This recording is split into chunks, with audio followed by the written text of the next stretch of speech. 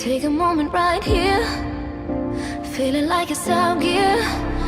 Running, running, no. Keep running.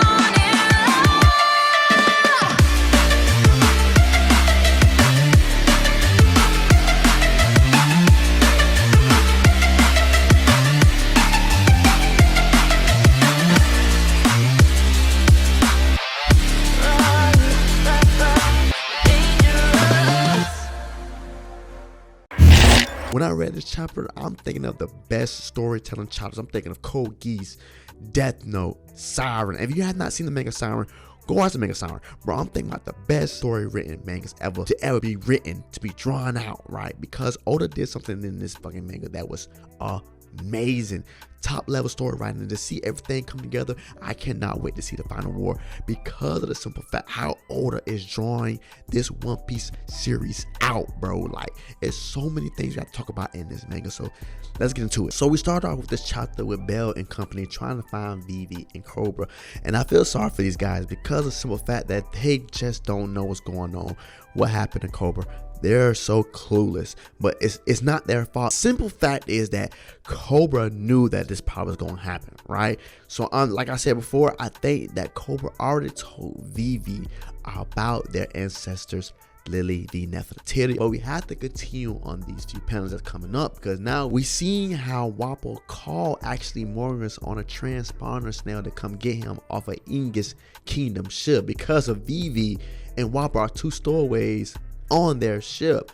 And furthermore, we seen that Big News Morgan wants to scoop. Even Big News Morgan said a king that's trying to flee the reverie, there's got to be a big scoop. Like, so Morgan's is not gonna miss that. There's something wrong with a king fleeing from the reverie on a stowaway ship. Morgan's gonna print what he wants to print in the economic times. Now, I can say one thing about Morgan's: he holds his own, and he's not gonna let the government tell him what to do. But as we continue with these panels, we see that Vivi actually wanted to call her father, and Wapol said, man, listen, that's the last thing you wanted to do. Now, I don't know why Wapol doesn't want to tell Vivi just yet about her father. Maybe he's trying to protect Vivi, because of what Wapol seen, nobody else don't want to see. That puts a scar on your life. Wapol knows how the 5 elders devil fruits look, and let me tell you one thing: if you think these paramecia devil fruits are amazing, I'm pretty sure one of the 5 elders have the top mythical paramecia devil fruit, one of the top Logia mythical devil fruits, one of the top Zorn mythical devil fruits. I am pretty sure that the 5 elders have that, and we all seen them have devil fruits in their awakening. They have, if not the best and ancient devil fruits. Best devil fruits have to be with the 5 elders. Even if Emu has devil fruit, she has the best devil fruit. If you want to rule the nation, you have to have the best power. The only reason why I'm saying this is because of who they are. They have their hands on everything. They can achieve anything. So I think that maybe if they don't have the best devil fruit, they have the top best devil fruits in each category. Now, to continue with the chapter, we see that the department of these kings departing from the red line, and then we have to go into the next panel where the 5 elders are talking about Sabo itself. They each share a checkerboard fate, and they know who Sabo is now. They know that Sabo is the person that tried to save Cobra, and so his fate is sealed with the 5 elders. They definitely want him.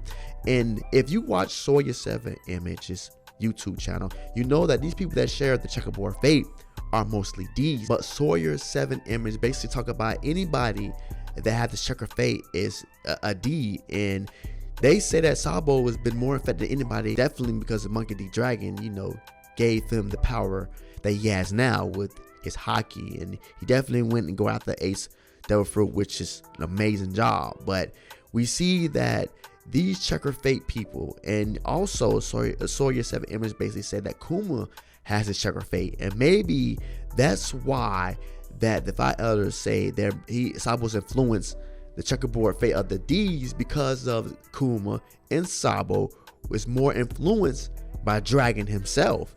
And that makes perfect sense that the D is always in the storm and have these people come with them to, you know, do some things that they don't agree with in the most impactful way, though. Now, it's nothing small that the D's are doing. Monkey D. Dragon, Monster D. Teach, Monkey D. Luffy. It's nothing small. They're doing big things. Like, humongous things that affect the five elders, right? So I can see why they categorize these checkerboard fates with the D, because there's so many people they influence and that will go against them. So I understand 100% what the five elders was talking about, and also what Sawyer 7 Image is also talking about. If you have not subscribed to Sawyer 7 Image channel, please go subscribe to him, man. He's an amazing YouTube content creator of One Piece. But to continue with the chapter, we seen that Jay Garcia was actually trying to talk about the egghead matter, right? And I feel like that's the next thing that's gonna happen after this long break. We're gonna go back to Egghead, because what transpired in this manga, talking about the next panel right now, we're gonna talk about Emu actually calling the five elders. So then we go back to Panjin Council in the Chamber of Flowers to have some dialogue for Emu. And like I say, one thing about these Viz translations, right?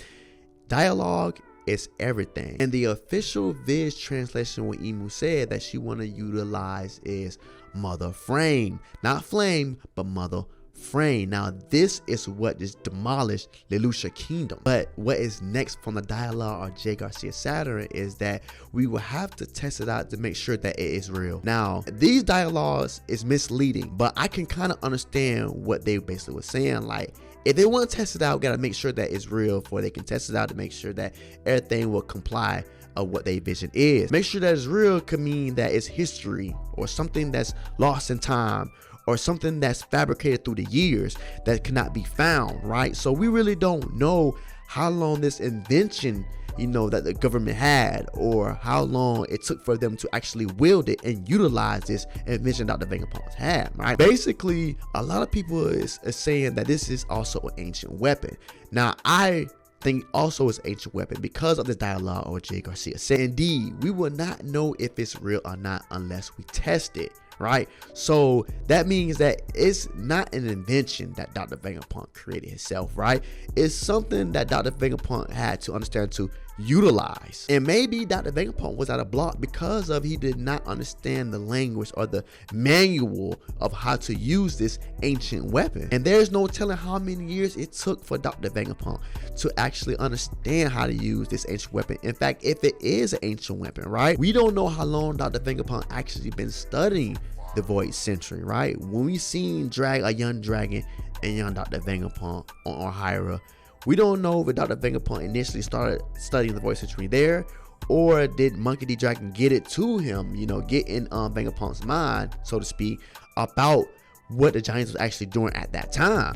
We don't know. Maybe Dr. Vegapunk just started researching the Void Century, right? Seems like it's new information that York gave the five elders, right, about Dr. Vegapunk studying the Void Century, and that's why Jay Garcia and them are appearing now. But to continue with the chapter, we see that Tommen Mercury was basically saying that maybe the results of our test would influence our handlings on Egghead. So you already knew what Tommen was talking about. Tommen was actually talking about using Mother Frame on Egghead. But then we see a panel of Emu actually saying Lelouch Kingdom instead, right? Even Tommen said there's a lot of people there. Emu said don't matter, right? And they all continue to say, well, it is what it is. And then Saint Shepherd Jupiter implied, why Lelouch Kingdom? And Emu replied, because it's close. And I think that this panel with the five elders is amazing, bro. We've seen that these are the five elders we first got introduced to. Their names are revealed and what actually they are the Godhead of. In official Viz translation, it says Godhead of what their respective group is. We already knew Jay Garcia Saturn, but he is the Godhead of science and defense. And there's another person, Tommen Mercury, who is the Godhead of justice. Now, these two are kind of confusing to me, so I want to know who actually Akainu his orders from, either toward the defense or the justice. And justice is ruled kind of by the world government, but the defense also ruled by nationwide, maybe. So the levels of it, I actually want to know what their operations is, and who controlled the latter. But we also get Saint Marcus Mars, who is the godhead of the environment. The environment can mean a variety of things, but he definitely got his hand on everything also.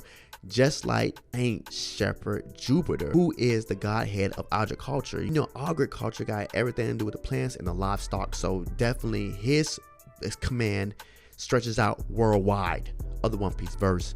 And then the most confusing person to me is Ethan Burrow Nanzaro, and I don't understand his last name, but if we're going with the themes of these 5 elders, these 5 elders' last name represents the 5 planets close to the sun. And Nanjiro is, I don't know, could it be Venus? Because uranium is, you know, is an ancient weapon. Pluton is also. So I don't understand where Oda was going with his last name. Like I said before, if it's finishing the theme of the 5 planets close to the sun, his name should have been Venus, because that's the only one that's left out, because of the other ones close to the sun, the 6th and 7th, are actually ancient weapons. But Ethan Buron is the godhead of finance, so he definitely got his hand dibbling with the money of the One Piece verse. And I can tell you one thing, his devil fruit is a humanoid devil fruit, or something mythical creature, and I know that he is one of the strongest swordsmen in the world, as unranked, because of he is a 5 elder. Do not get it twisted. This man is fierce. But the most important thing I really got from this battle never ended. This will of this battle of the initial D is alongside Sabo and Vivi now. And we know that Vivi is going to be close to Monkey D. Luffy soon, because I'm pretty sure she's going to tell Monkey D. Luffy exactly what happened to her father. And we seen that Sabo almost cried with the echoes of Cobra in his mind, basically saying you have to survive, right? To Sabo, for Sabo can give this out. And then we already seen that Sabo in the beginning of this chapter that almost was crying in tears, and to hear the echo in his mind of Cobra basically saying you have to survive, right? To Sabo, for Sabo can get this out, to give the true word of what's going on. Monkey D. Luffy and Vivi are great friends. We already know that Vivi was a part of the Straw Hats, and Straw Hats will do anything for Vivi. Now, Vivi will be protected by the Straw Hats. If push comes to shove, if Vivi wants to strike, Luffy will be on the right side of her. So I can say that maybe Luffy will be entangled in this initial D fight, this ancient war about the Void Century. Luffy, Monkey D. Dragon, his influence on the other D's initials, like his influence is massive. So I'm thinking in that this will be the only reason why Monkey D. Luffy will get entwined in this war of the ancient past, because of Vivi and his brother Sabo. You know, Luffy did not want to use another brother. And like I said, Cobra's will is on Sabo. Cobra's counting on Sabo. He wants Sabo to survive to carry on this will. Vivi's gonna live regardless, because she's with Morgan. She can be alongside the Revolutionary Army if need be, and she also can be with Monkey D. Luffy if need be. But we can say one thing: if Vivi's gonna strike, Monkey D. Luffy's gonna help. But to continue with the chapter, after we got introduced to the 5 elders and their names, we seen that Emu actually desires Vivi, and I feel like desire means she wants Vivi alive. Sabo. Now Vivi is the most important characters in One Piece verse right now. Everything should be centered around them in the coming battle, because of what they know and what will they pass on. But we get a few panels of people rebelling against the Marines, and we see that they have a new campaign, right, going along with these Seraphim. And we seen that it says that Crocodile entered Empty's bluff. Buggy influenced his companions, right? He's in the comments to go after the One Piece. Like, he's in grasp. We seen that amazing speech with Buggy that he's in grasp of the One Piece, so why not take it? And they fear Buggy now, because that thing, Buggy commanders are the powerful Mihawk and the powerful Crocodile. And hopefully they're trying to deploy the Seraphim to stop that interaction, but he's already there. Even Marshall D. Teach was scared of these Seraphim. So I can say one thing: they are a tough cookie, and they will be the initial lead for the Marines. And trust me and believe that they're back up now, because of we seen what these Seraphim do. Any regular person cannot defend with a Lunarian, right? Like Zoro is not a regular person. Zoro is the first commander level now, has a bounty of 1.1 billion bear bounty. So it seems like, I can say, these Seraphim are young, but they're still a powerhouse to be reckoned with. So you can't not say the Marines are still weak with these Seraphim. We've seen that as Doflamingo Seraphim, Gokomori Seraphim, even a crocodile seraphim. So we know that there are all the 7 warlords seraphim. And I want to see if they have additional seraphim, because a lot of people locked down Impel Down. So I want to see if they got some other people DNA from Impel Down. Exactly, because we seen that they had a devil fruits, right? So who else do they have from Impel Down? That's a seraphim. I would love to see that. And a little side note, we seen that crocodile as a kid, and we all know theorized that crocodile was once, a woman, but I cannot see any feminine, or it could like female-ish ways categories, because most females in One Piece older like Jordan with lashes, right? So I don't see anything feminine with this, or female like, or little girl like with crocodile as the baby crocodile. So I don't know that theory is just true. We don't know. So we'll have to continue with the chapter. So we finally get a few panels of Sabo actually talking to Ivan Calm and Monkey D. Dragon. Now he basically saying that once he got on Lake Lucia, came through him with open arms, because as soon as they landed, Seki the king there, we don't know what Seki had got going on, but if he was a tyrant like they say Kuma was, but Kuma was not a tyrant. So we don't know how truthful Seki was to the people, but they definitely locked him up, and they had open arms for Sabo. So he really couldn't tell them the truth about King Cobra, because the people that are alongside Revolutionary Army now, who's okay with being revolutionaries, exactly, are happy now.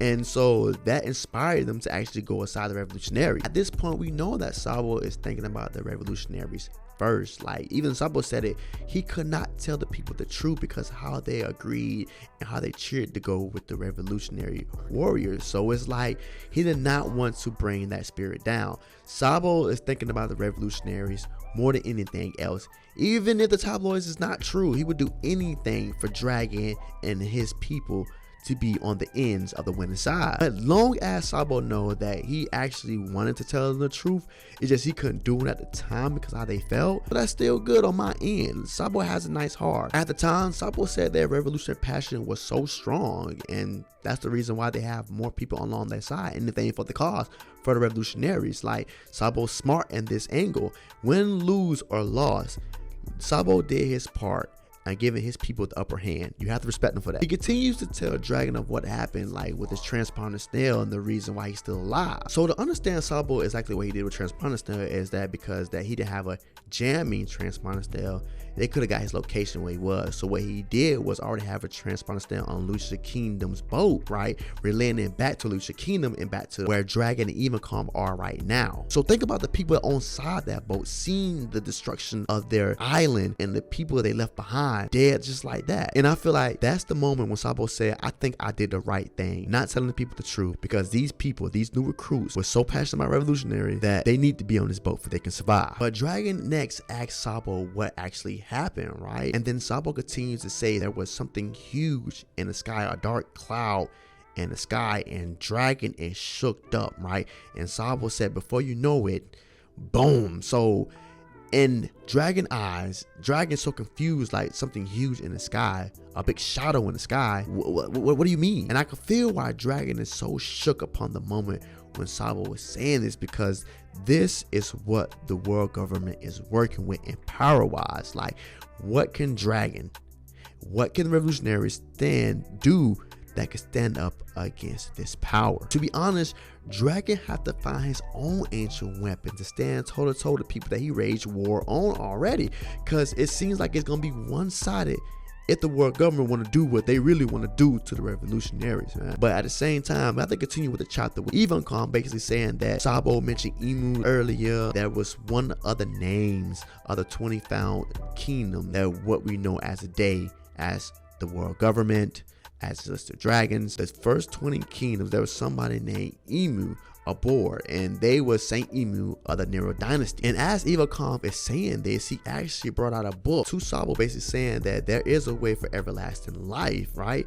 And it's got to be proven, because if Emu is still alive, and I think that maybe this book, because it seemed like it had like a little potion thing on the book where it's about medicine, right? And I feel that Chopper is going to play a big part in this. Maybe Chopper's going to clarify that there is something that can grant somebody everlasting life, not just one person but multiple. And we can see that if this thing is where the world government can see out that it could be found, and maybe that somebody's aging but it's not aging, it's been living throughout these years. So maybe Emu is this person that's already proven that there's something to eternal life, and that makes Law Devil Fruit more lesson than what it is, because there's a way that Doflamingo didn't even know that you can grant somebody eternal life. And then even come specifically just keep going on about maybe that the only people that may control the 5 elders is somebody ancient anyway with eternal life. That's the only person that you really can lead the 5 elders, and that's the only reason why the 5 elders are going alongside somebody that has eternal life, because he's already from the void century, he or she. And I can say one thing, even Calm is red hot right now. He's close to what's going on with Emu in the 5 elders. And not just that, he's basically saying that if in fact this thing that was in the cloud, this big huge thing in the cloud, was controlled by the world government, maybe that Dr. Vegapunk was the person that gave this to the world government. But Dragon had to interrupt. Even Calm basically said that no, wait, Vegapunk would not build a weapon that produced mad destruction, that a big huge killing weapon. But even Calm continues, right, and says basically that ain't Emu from ancient times, right? This thing has to link up. Emu knows about the ancient weapons. Back in her time, they was using these ancient weapons, right? The greater question is, why have I not used them before, and why only use it now? So my thing, like I said before, is that we don't know if Dr. Vegapunk was at a standstill of trying to retrieve this eternal energy, fire, right, at Egghead. We don't know how long he's been trying to retrieve this and power, right, the ancient weapons. We don't know, like I said, if it was a standstill. We don't know how long he's been searching the void century. We don't know how long he's actually been working alongside Emu's command, or somebody under commanding with Emu to actually give life to this ancient weapon. We don't know just yet, but it had to be actually recent, because I don't know what a lot of things is going on in the world right now. We only get a little glimpse actually these world been chapters, so we don't know if they actually needed to use it, right, on another country, another nation. We don't know, but the reason why is that maybe if Sabo got to close proximity and left Pangean Castle, the closest one would be Lelouch. So he probably told everybody on Lelouch, so let's eradicate all of them, right? And that's the reason why Emu is so mad about Orhira, because what they did not have back then, it could have been used on a Horaya. And I feel that the scholars who got off way, who been got away and study them, are all out and about, and that's why this Poneglyph thing got all and about. They are the main source and reason why, right? So Emu is very upset. Emu trying to tie any loose ends from now on now, because of Orhira, what happened to Orhira, and what Lily actually did with the Poneglyphs, get them all out there. But we have to get to the last page of this chapter, because I already know this video is going to be totally long, because there's a lot of things going on. So we get to the last page and we're introduced to a new character. So it keeps up with the current timeline of the present day about a Celestial Dragon execution, but we already know that that's forbidden, so the world won't even know about the execution of the Celestial Dragon Mosgard anyway. So this new character is the supreme commander of the god Knights. The man who passed his sentence to execute Mosgard once ruled over God Valley, right? He is the supreme commander of the god Knights, right? And this is Fergalin Garland. Listen, there's so many questions that need to be answered of this guy. If they demolished God Valley, why did he come to Pangean Castle, right? Why is he on the land of Mary Joyce? But he looks beastly. This dude does not look like he's from One Piece. This art on this guy does not look like he's from One Piece, okay? He look like he is somewhere else, like he's from Bleach, right? Could be a bit of Naruto. But he did in fact execute Mosgard for protecting the fishermen. And also his dialogue is pretty scum too. He still stand up to the racist means of the old Celestial Dragons, right? Or I would say the Celestial Dragons, because it's not even old anymore. They don't care about fishermen, right? They don't care. Even he claims them as subhumans. And I feel like this racism still could continue, because people like this are on the chair, right? He said that standing up for subhumans, you even sink even lower. It seems like these people was happy that Mosgard died, or maybe that they also was cheering him on also. So he does have the people on his side. And the way he thinks, they always gonna be on his side with his racism against fishermen, right? Like, that is bad to the part where people like this can no longer be in chain of command anymore. So we know he's gonna be knocked out any day now. Like, somebody will get him. And I think that this may be the supreme enemy of Dragon Kimi Emu I wish Dragon would actually beat this guy first to get through Emu. I have to see more though from the Revolutionary Army. If this is the Revolutionary Army battle, we have to see more people that are strong on the Revo side. Like we have the commanders of the Revolutionary Army, the captains, so to speak. Are they strong enough to go with the 5 elders, you think? I don't think so, right? We have the Holy Knights. We have the Supreme Commander of the Holy Knights. Like this is too much. We only seen 7 people that's strong on the Revolutionary side. And we could pit on with the 8 because of Kuma. If Kuma come back to 2. So we have the commanders of the Revolutionary Army, right? That's 4. Then we have Dragon, right? Then we have Sabo. And then we have Kuma.